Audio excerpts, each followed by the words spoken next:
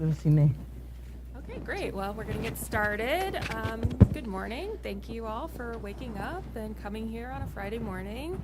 My name is Tiffany Basciano. I'm the Associate Director of the International Law and Organizations Program here at Johns Hopkins SAIS.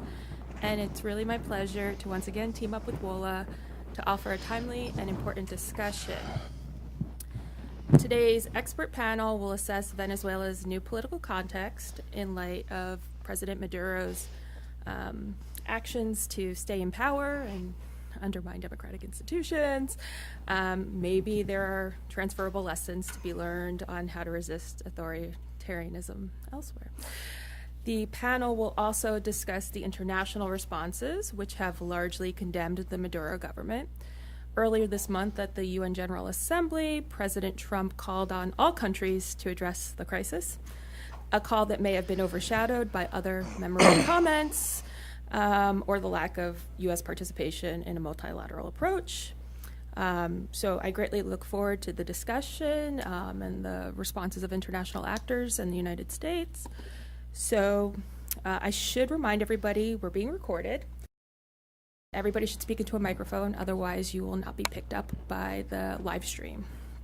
So without further ado, let me turn the floor to today's moderator, David Smilde. He's the WOLA Senior Fellow and a Professor of Social Relations at Tulane. So thank you very much, and I look forward to it. Thank you. We have an excellent panel for you all today. I appreciate your coming out for this important issue, looking at Venezuela and its current situation. We have with us Margarita López Maya, who is Professor Emeritus at the Centro de Estudios de Desarrollo of the Universidad Central de Venezuela. She's emeritus, but very, very active still. And Mariano de Alba is a Venezuelan lawyer and expert in international affairs. Some of you might know him from his very popular Twitter feed and also from his contributions to a Spanish language blog called Pro Da Vinci. And we also have Jennifer McCoy, who is a longtime Venezuela observer and activist, formerly with the Carter Center, and now is a distinguished professor of political science at Georgia State University and director of their Center for Global Affairs. We're going to start by talking about the domestic context, and then we're going to move progressively towards the international context. But I'd like to start by asking Margarita to give us a sense a bit of what the current context is. I mean, we had a transition, a change in political context from earlier part of the year. We had this cycle of protest, the government pushing for its constituent assembly. That constituent assembly happened. It was conformed in the beginning of August, and it really seemed like it started a new stage in Venezuelan politics. The government was consolidated, and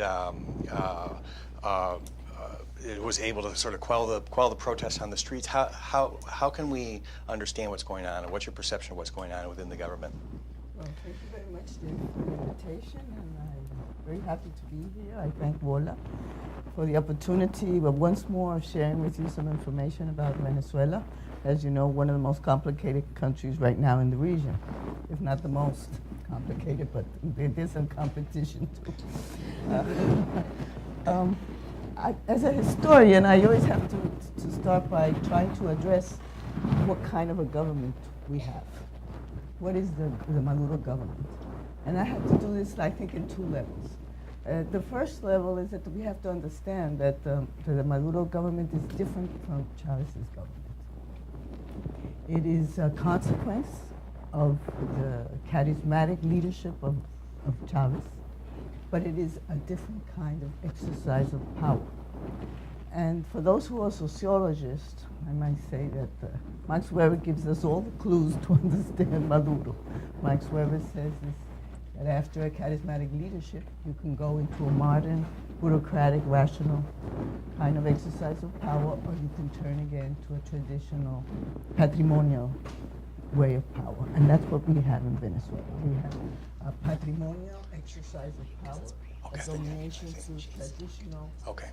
Margarita, the turn off your mic because it's necessary to talk. Okay. No. It's not working. Can you Yeah, hear? that- Oh, it yeah, is? it's working. Okay. So we have today in Venezuela a kind of domination that is characterized by being not modern, not rational, or ruled by the law.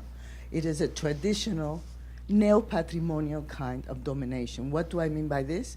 That the relations between those who have held the authority and the people is through loyalty and affection relations, personal relations. This has blurred the distinction between private and public. The public is used as private, and it has brought into the state a whole set of families with their friends, military colleagues, that are like political tribes that have splitted the state, have parted the state among them, and that use the spaces of the state for their own personal interests.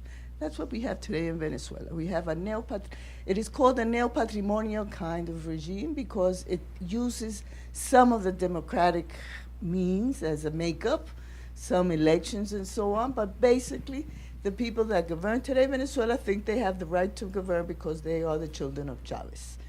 They understood him, they loved him, and they are the ones that interpret his legacy. So this is not a democratic kind of exercise of power, of course, and it's not a modern kind of exercise of power.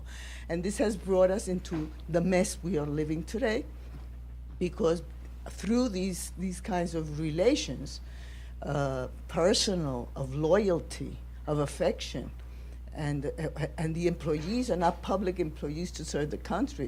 They are there to serve the authorities that are in power. So with this kind of regime, corruption went rampant.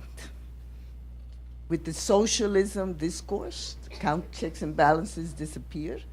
That was already happened with Chavez, but it has gone deeper with Maduro. And what today we have is a rampant corruption, and through the rampant corruption, we have all these political tribes that are being transformed into criminal groups that do businesses in the different spaces of the state. So we have a set of criminal groups there that do all kinds of outrageous crimes. I mean, if we talk about, to put an example, the Odebrecht business in Venezuela, you know that after Brazil, the place where more bribes were committed was in Venezuela. And the Department of Justice calculates $98 million given to more or less 20, 25 ministers and high officers of the government. But that's just the tips of the business of Odebrecht, because the Attorney General talks about $30 billion in the projects that were spent in Venezuela, of which 11 were never finished.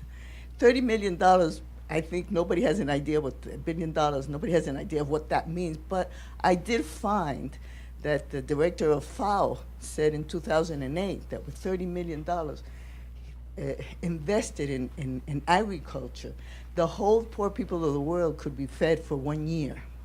That's just one of the. So after the election and confirmation of the Constituent Assembly, has anything changed within the government? Did it feel strengthened? I come to the second level. Yeah, don't worry. I'll get there. Okay. But I think it's important to have the idea that we're not dealing with something that is rational or modern or so kind of half democratic and half not. No, we're dealing with something different. So what happens now? Well, these groups have a lot of privileges. These groups have a lot of businesses, have a lot of interests. And so it's not easy for them to think of leaving power. There's too much in stack there.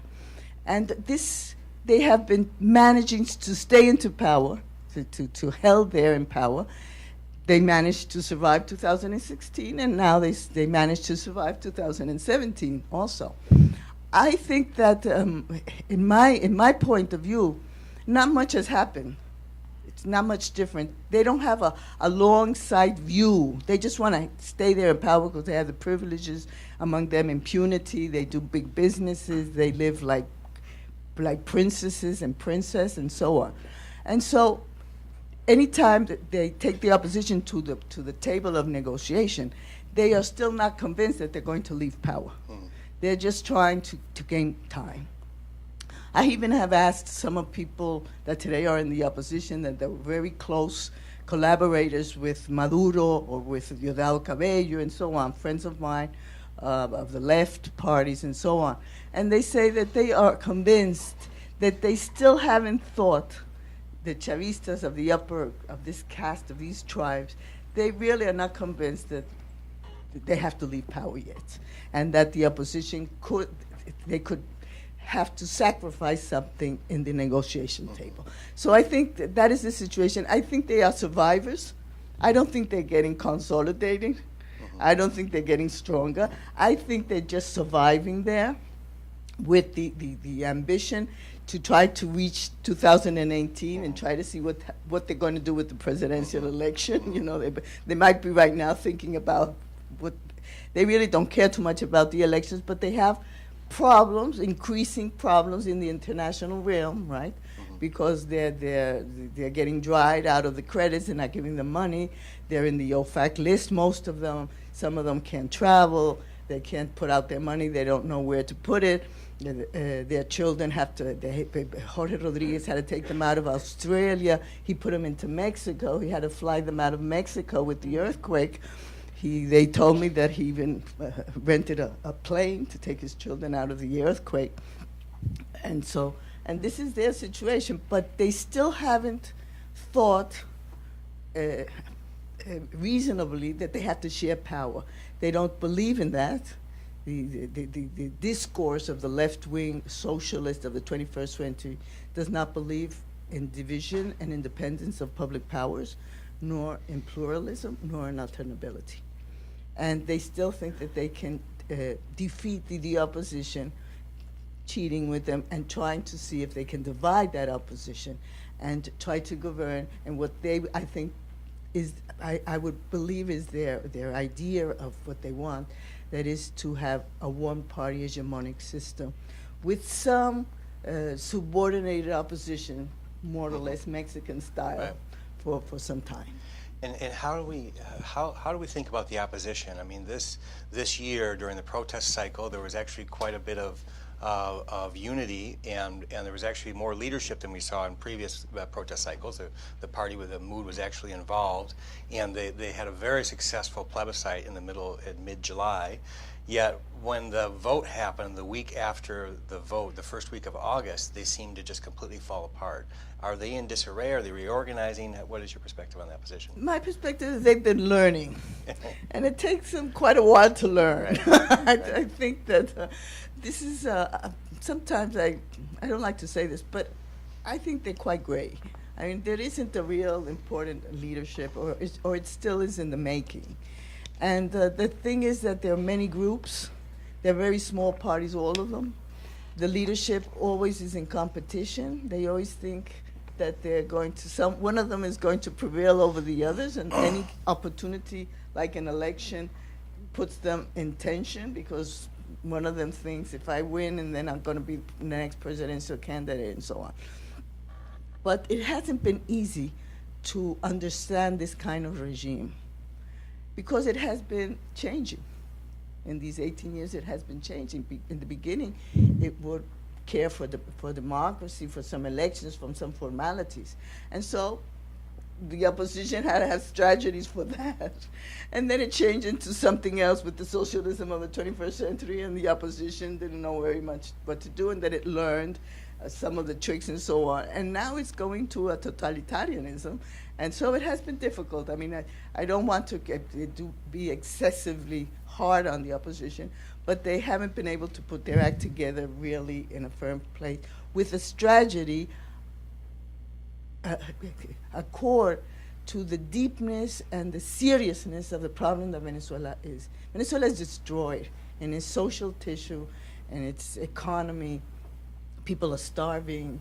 I don't have to talk about this because you all know the numbers of Venezuela. And the opposition hasn't quite understood this gravity of the situation and where Maduro wants to take us. And inclusive, I say it because it happens to me. When I go through the corruption numbers and go to the good, reliable sources, I can't believe this.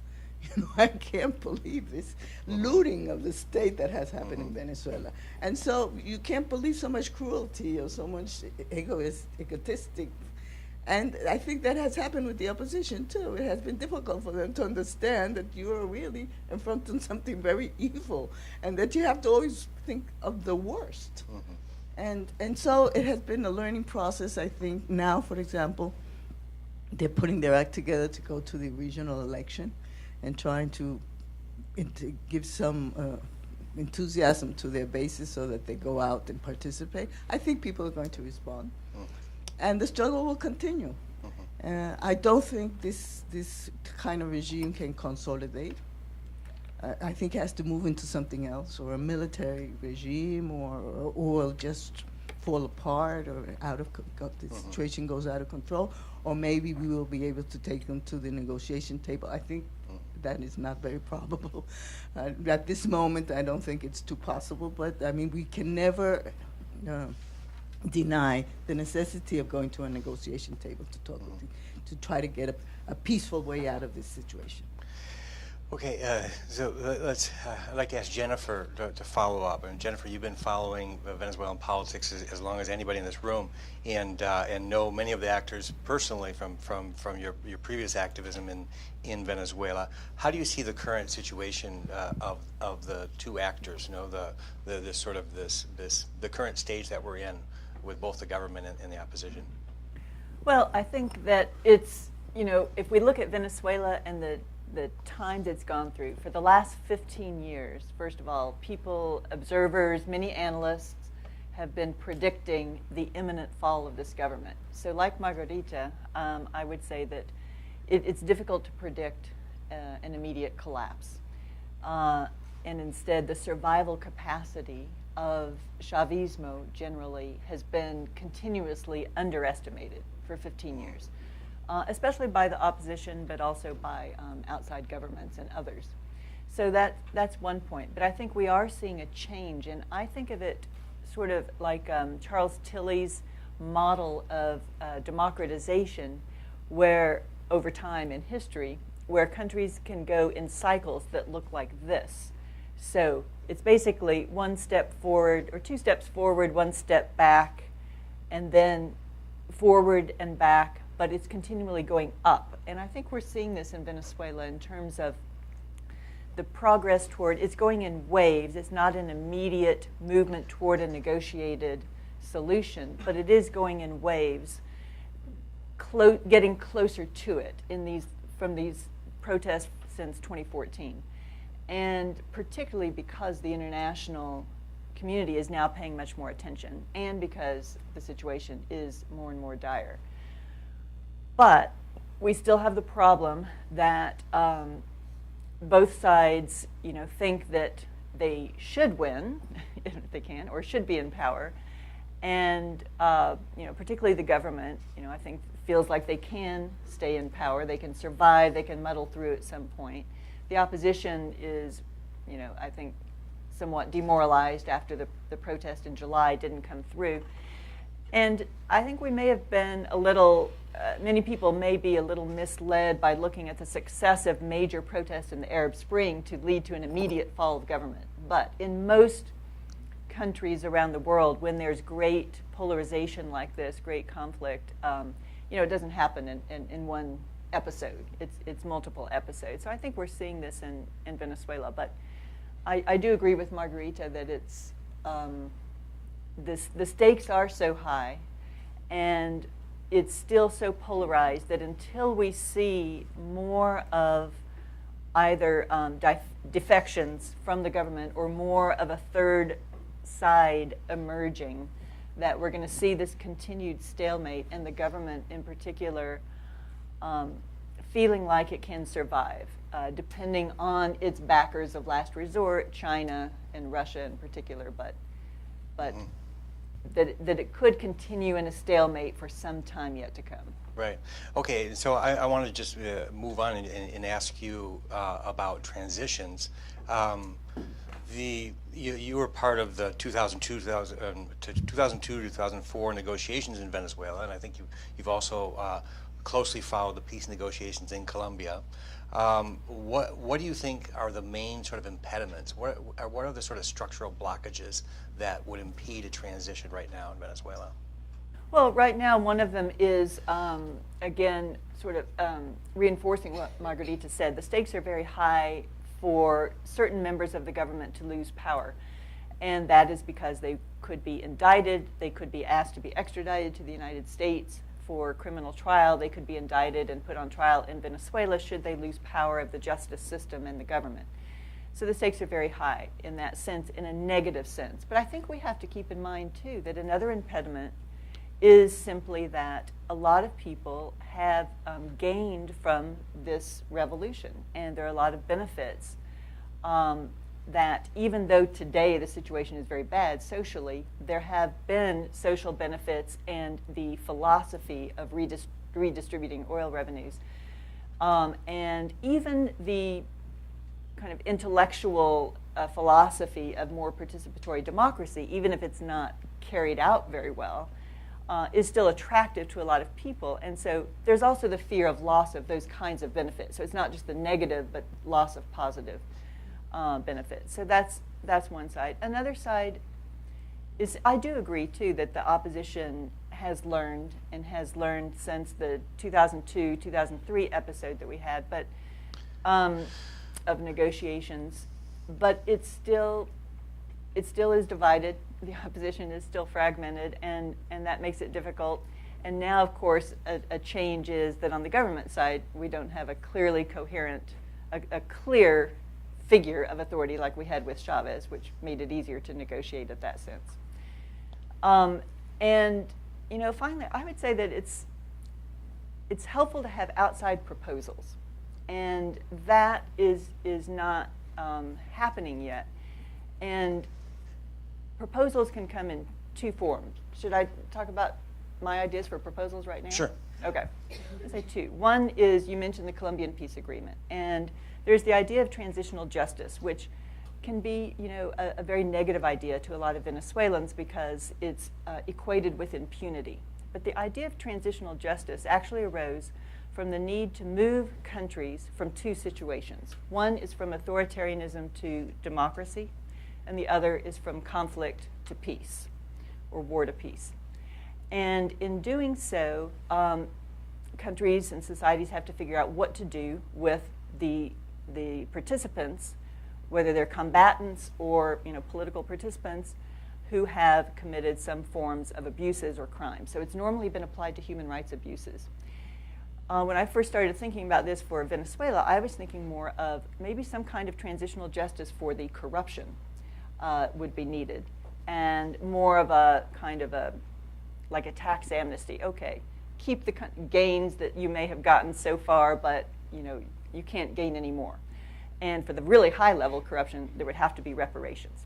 The idea of transitional justice is to focus on the victims and to have reparations for the victims. That's very important. And in this case, we're talking about a country as a victim. So it's a broader concept of how to make those reparations in terms of corruption. Now we also have human rights abuses and human rights violations, particularly coming out of this round of protests, that need to be dealt with. But transitional justice mechanisms are not just amnesty. They are conditional, possibly reduced sentences, but conditional on reparations, telling the truth, and focusing on the victims. And so I think that there could be something proposed along these lines to help incentivize and reassure people who might fear leaving the government, to promise, first of all, there will be due process, at a minimum, impartial justice, a revised judiciary system, and due process and fairness, and in some cases, the lower level cases, perhaps some kind of reduced sentences combined with reparation, et cetera. The other thing that I think would actually help the country in a proposal is to not focus just on elections as the solution. And we found this in 2002 to 2004. The international community just focused on a form of election, the recall referendum, as the solution. And eventually the opposition came to that point after they tried other means. But an election alone, and I think that next year, a presidential election alone, will not solve the underlying problems.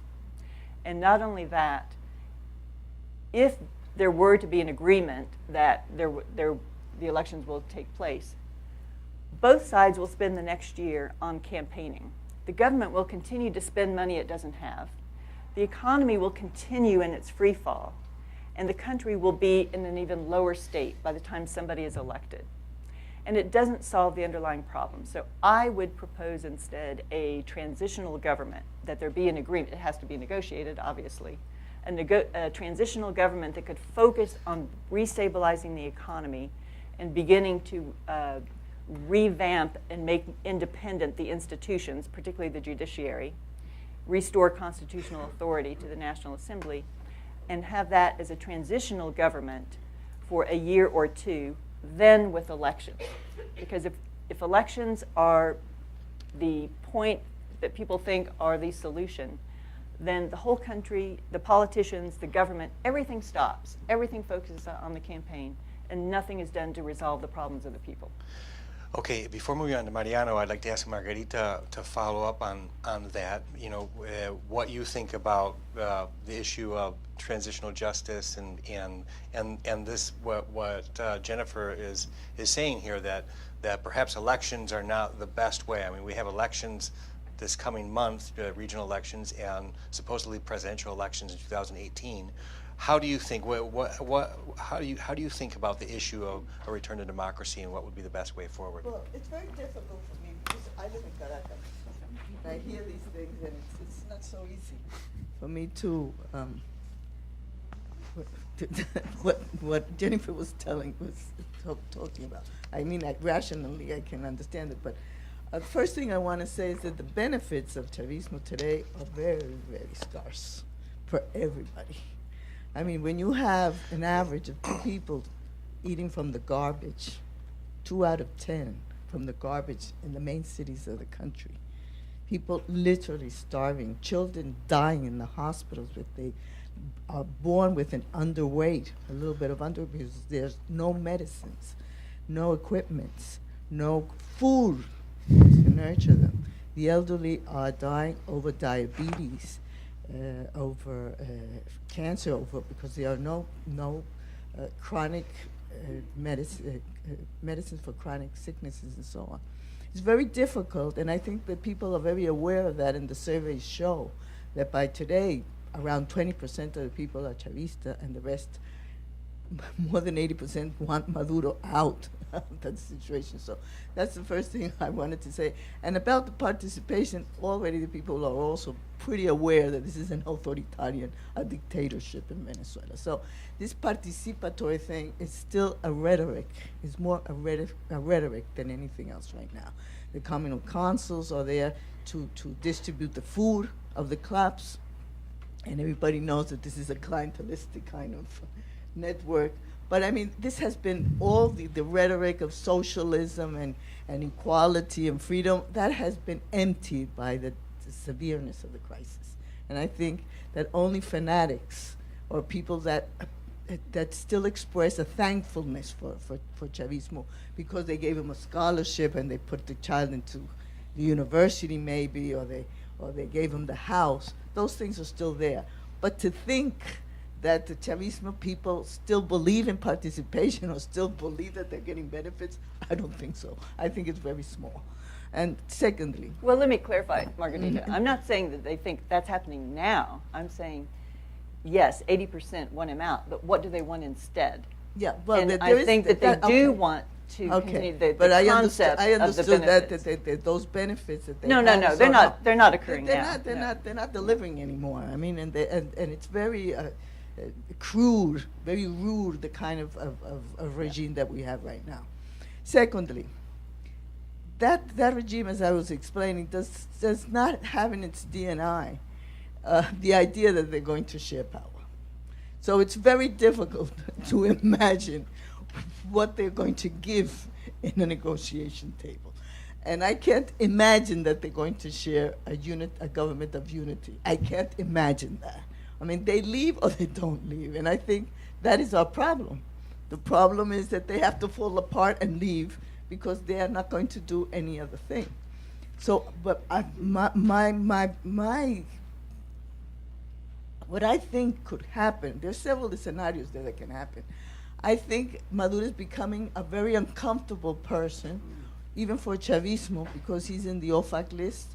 The vice president is in the OFAC list. The Minister of Interior Relations, they can't sign. The finance of PDVSA's department, they can't sign any of these credits or international tratados, treaties, and things like that. So there has to be some refreshment of the government.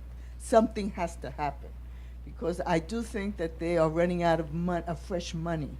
And so my idea is that the most likely scenario probably has to do with a coup inside Chavismo, to refresh the image of the government and to be able to put out a bridge to negotiate some economic relief.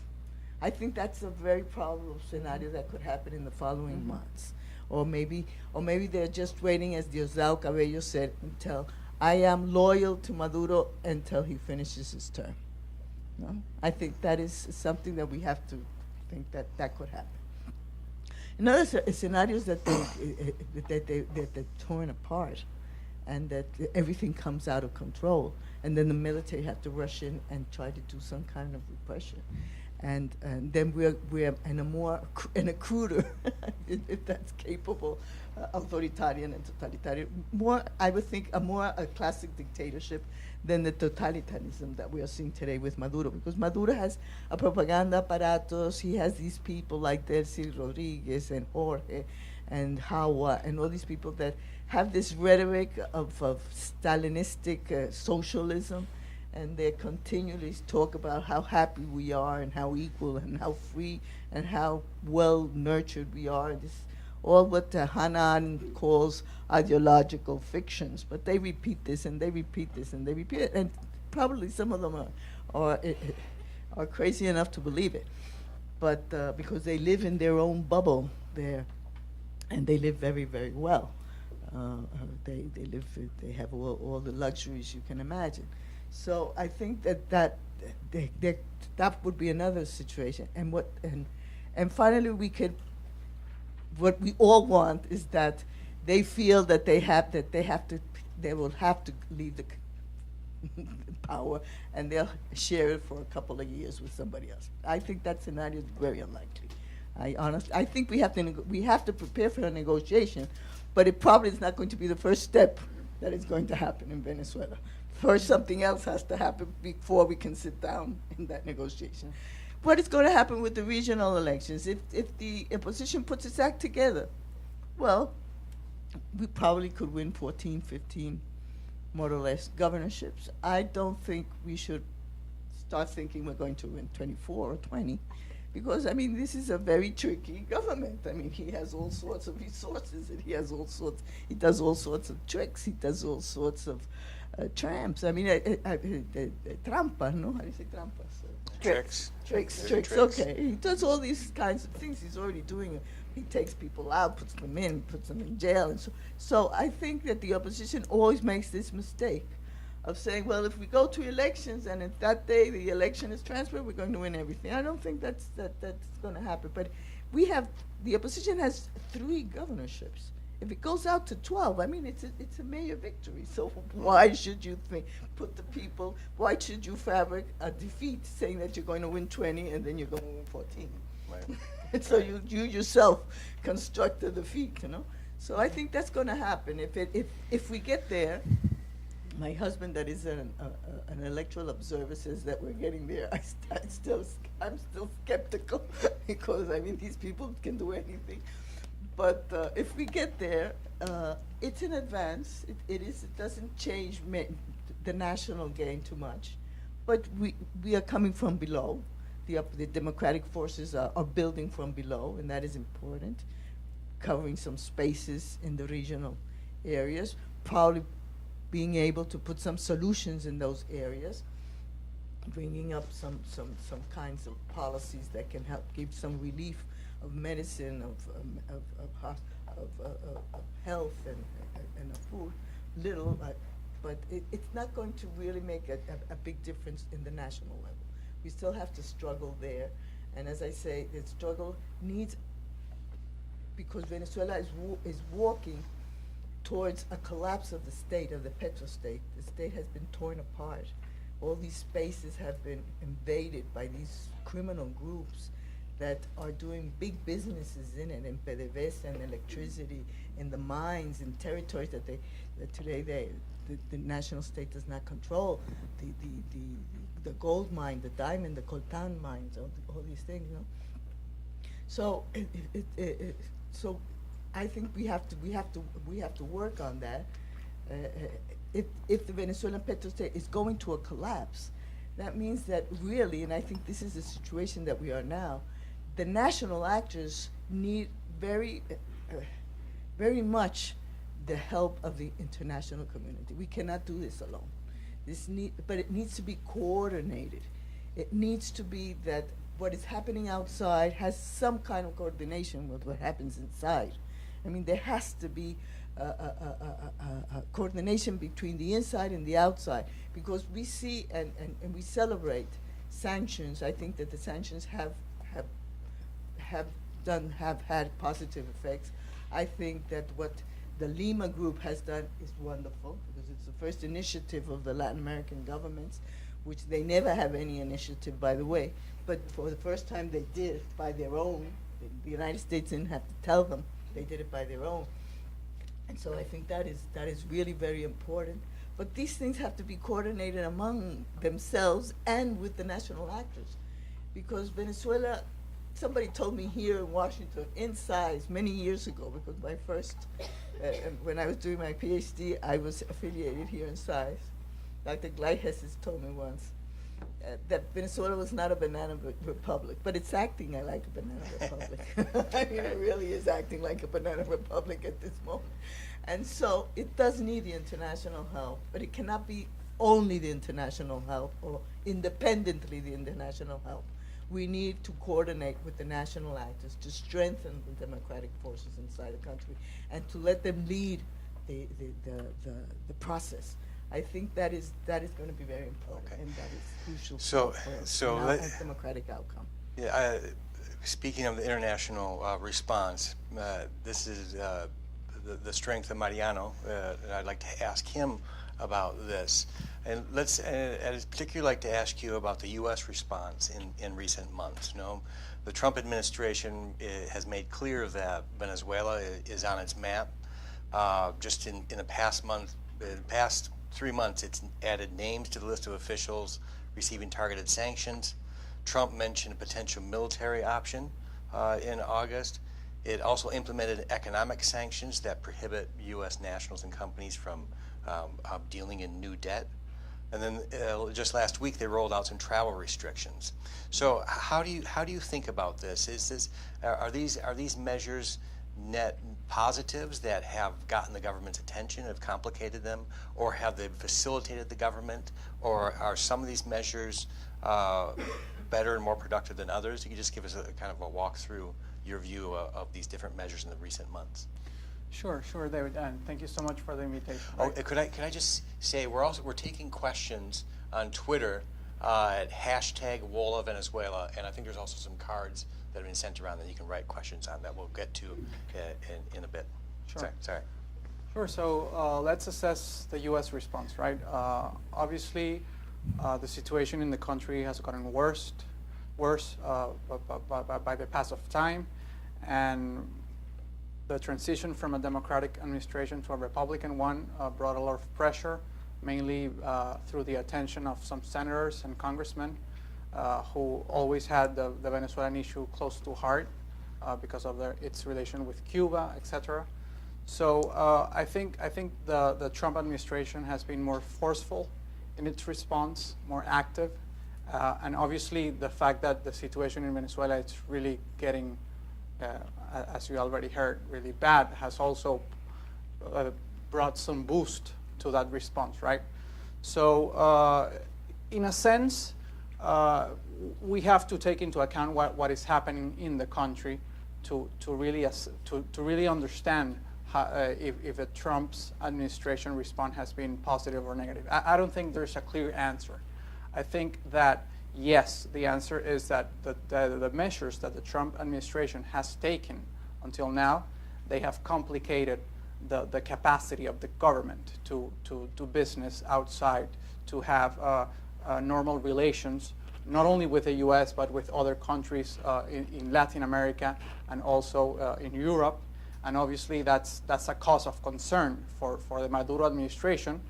And a clear fact is that, and these guys and the government knew that this was coming, and that's why, for instance, Citgo gave $500,000 to the inauguration of Donald Trump, because they thought Donald Trump is an actor who doesn't have like a fixed policy, and maybe if we try to build a sort of bridge, we can try to convince this guy that actually we're not so bad. But they didn't take into account that there was going to be some forceful opposition from Marco Rubio and other congressmen, and these guys have really taken the voice of the U.S. government and the U.S. administration.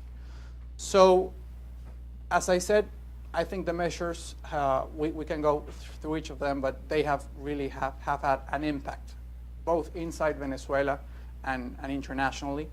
But at the same time, we must be aware that this government, the Maduro regime, is really close to Cuba. They live by the Cuba example, and and as a consequence of that, first, they also see a positive consequence on the fact that the Trump administration has been so fierce, right? Because they can use that as a rhetoric mechanism to try to say, this is the U.S. again, they're trying to overthrow us, blah, blah, blah, blah. I don't think that internally that has a lot of impact, but certainly it has an impact with the rest of the region. And when it gets to the point, and you can see it very clearly when it gets to a point of the military option. The U.S. government, if you go throughout the history, has had an attitude towards the region of sort of like a father, like I'm going to tell you what to do, and this is what I'm telling you, and then you have to do this, right? And that, I mean, even with democratic governments and governments really close to the U.S., like for example Colombia, this still brings a backlash. So when you say military option, and obviously the consequences that will have it, because for example in the case of Colombia, when they hear military option, they say, well, if Trump really is thinking about this, this is really going to accelerate or really cause a migration crisis, and I'm going to be the one who's going to be receiving lots of people flying because I mean the Marines or whoever are coming to Venezuela, right? So, having said that, I think that the international community has to recognize that they can do some things to help, but they cannot bring a solution to the Venezuelan crisis. The solution, it's going to have to come from the inside, and if you take that into account, if you come to the realization that the international community cannot overthrow the regime, the international community cannot from one day to another bring the Maduro regime down, because the Maduro regime, as Margarita said, and Jennifer also, it's sort of a suicidal regime, right? They're going to try to keep power at any cost. So you need to really think every single measure that you take. So let's go to targeted sanctions, right? Targeted sanctions are really important, but the U.S. until now is sanctioning really high people. And these people are the people that are living really good in Venezuela. They don't care much if they travel to the U.S. So if you take that into account, obviously the targeted sanctions are going to cause some concern to them. For example, I think that the most effective target sanction was when the U.S. not only targeted Vice President Al-Aissami, but also targeted his close associate here in the U.S., and they were able to place an embargo in hundreds, millions of dollars. So my point here, and to be quick, is that it's not enough to sanction high officials. You need to really try to assess and understand how you're going to debilitate the government alliance. And if you sanction only the top people, well, the top people are going to say, we're in this for good, and we're going to remain no matter at the cost, because we don't have any other option. But if you start to sanction and if you start to target medium rank people, maybe those people can start exerting some pressure in the government to try to seek a solution. The debt measure, I think its impact is important because it sent a message not only to Wall Street and whatever, because the reality is that Venezuela was no longer having access to international markets, but it also sent a message and put pressure on Europe and some Latin American governments that it's not really good to be making any sort of business, especially with the National Assembly. And when you review what has been the response of the region until now, is that, look, the government, it's still to a degree legitimate in the eyes of the international community. What it's not legitimate is the National Assembly. So the Constituent Assembly, sorry, the Constituent Assembly. So, for example, Mexico, which is a country that has been selling a lot of food to Venezuela for the clubs and whatever, they're still doing business with the government. They're still selling. What they have told is that we're not going to do business with the Constituent Assembly. So right now, the Maduro government is going to allegedly present the national budget to the Constituent Assembly. And if they do that, well, I think it's going to be a time of truth for Mexico, for Brazil, to a lesser extent to Argentina, to see if they stop every single transaction, the international commerce and trade with the Venezuelan government. And as a final comment, I would also like to say that the U.S. and the U.S. administration has not been able to really coordinate a response with Latin America and with Europe. Europe is more happy with the idea of a negotiated transition as opposed to the U.S., which is on the position of trying to exert a more forceful pressure. Europe doesn't think that it has the leverage to go ahead with economic sanctions towards Venezuela.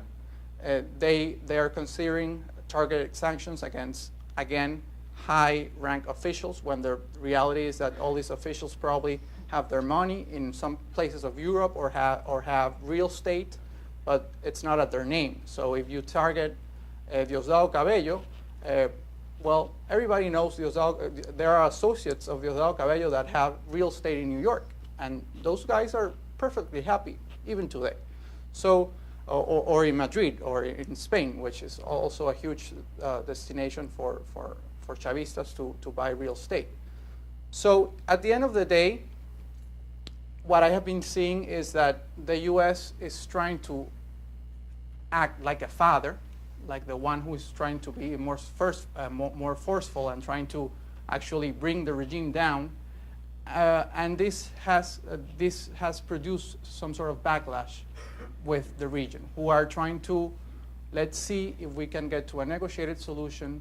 Let's see if we can work with countries that are closer to the Venezuelan regime, like Ecuador. Well, not now anymore, but maybe Bolivia. We can get to some sort, to what Margarita was saying. Let's try to help set the scenario for Venezuelans to resolve their crisis.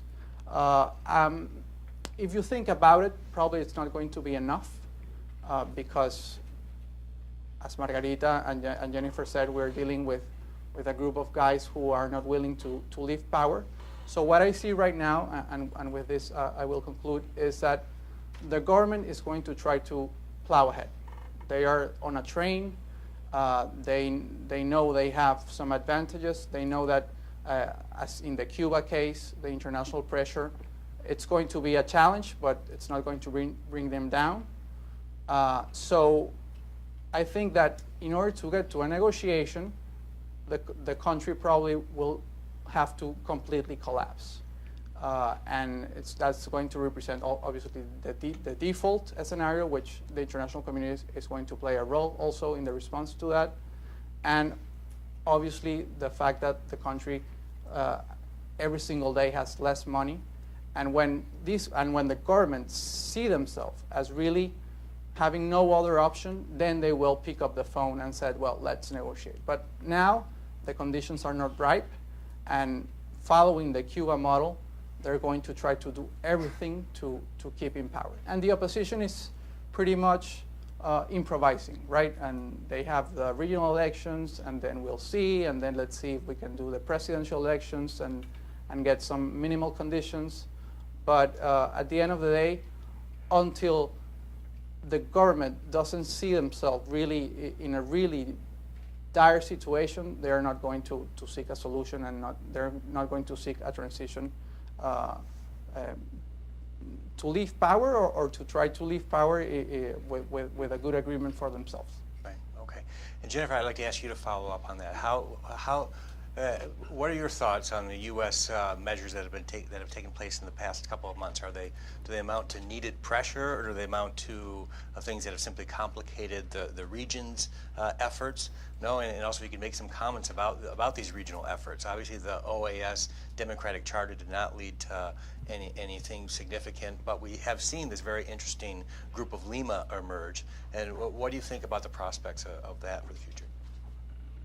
Well, I think it's, the international pressure is indeed important and is growing, and the attention that's been paid is crucial. It's been a little surprising that the government has remained as unified as it has, I think. I think that surprised a lot of us, that we kind of expected more defections. Luis Ortega Diaz, the Attorney General, defected, but, and then a couple of deputies in the National Assembly. And then it stopped. And that was going to be the route to move toward some kind of negotiation. So that hasn't happened. And I do agree with both Margarita and Mariano that, if the government is there for, is almost fighting to the death. But I would like to see from the international community more carrots to go along with the sticks, more incentives. And, there are things, there could be propositions for debt restructuring, for negotiating a debt restructuring. There have been proposals made for food for oil. So India and the U.S. are the primary importers or purchasers of Venezuelan oil that actually pay cash for it. And if India and the U.S. propose to buy the oil, but with the funds going into a food fund as opposed to into the pockets of individual Venezuelan leaders, that could be another form of incentive. Other incentives, can be something in the forms of this transitional justice I was talking about. So different incentives to go along with the carrots. Obviously, the problem with sanctions is two. The individual ones, it does kind of make people pull up the guard and say, the ones who are sanctioned, well, now they can't leave, so they can't leave power. How does that impact the others? The mid-range, the mid-level Mariano was talking about, I think is very interesting. So I wouldn't start sanctioning them, but I would give signals that this will be possible, if some changes don't occur. That might help. The other kinds of sanctions that impact the population, everyone is worried about that. And so that's why most Latin Americans and European governments are resisting those more general economic sanctions that will hurt the entire country. So I think that, overall, while there's a mindset on both sides that this is an all or nothing game, then it's going to remain very ugly. It's going to remain a stalemate. And that's what I'm talking about, trying to change that mindset. Until Venezuelans actually believe, again, that they can live together, then I don't see any good solution. The government will stay in power. I completely agree. They will try to stay in power, muddle through whatever repression and austerity they have to. They definitely don't care about people. And Have that in mind. Yeah, they will until something, until there's enough, threat of default or whatever that that will bring them out, or until there's enough defection within them to move. But the opposition too has got to, a mindset of complete victory and complete erasing of Chavismo is not going to be good for the country either. Because as I'm my point was not that people are supporting the current government completely, but the 80% against Maduro are not 80% in favor of the move. That other side does not occur in the public opinion polls.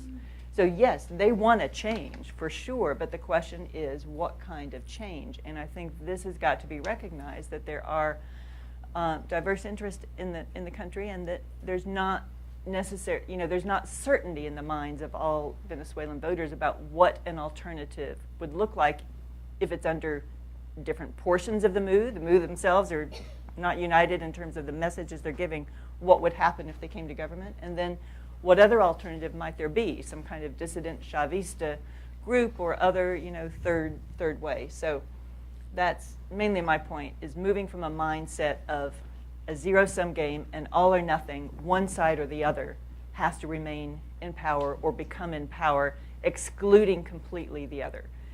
That will not lead to a stable situation.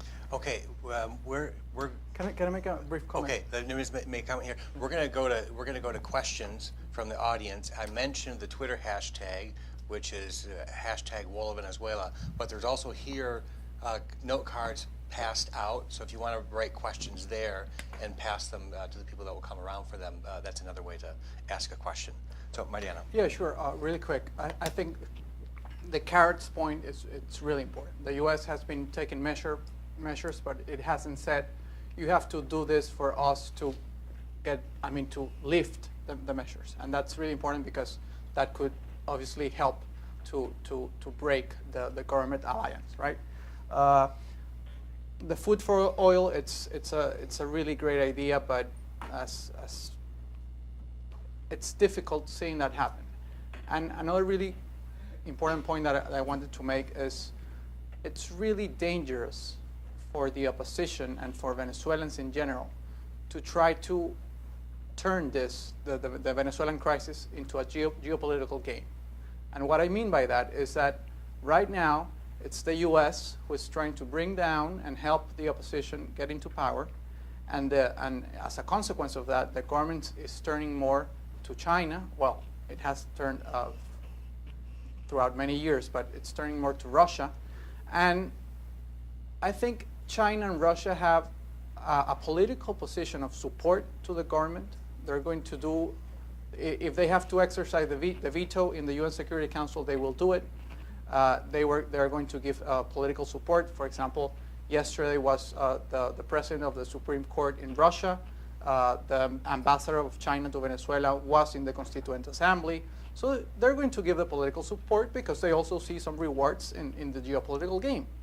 But at the same time, I see that China it's going to be willing to give grace periods to Venezuela in relation to debt payment, but they are not willing to give more money. They know that the government is not able to manage any new loans, and they have mismanaged everything that China has given them.